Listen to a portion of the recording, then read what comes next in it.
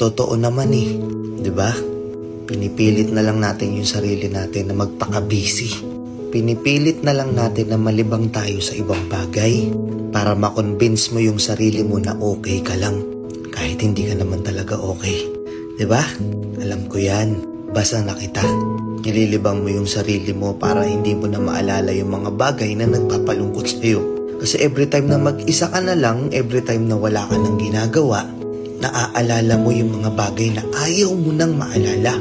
Naiisip mo yung mga bagay na ayaw mo nang isipin. Kaya pinipilit mo na lang magpaka-busy. Huwag na tayong maglokohan dito. Alam ko hindi ka okay ngayon. Alam ko maraming bumabagabag sa'yo.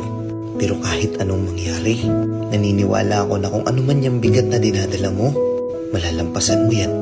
Parte lang yan ang buhay.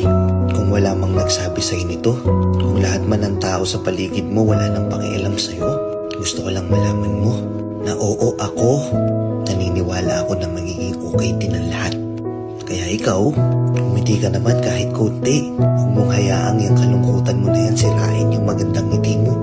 Deserve mong maging masaya.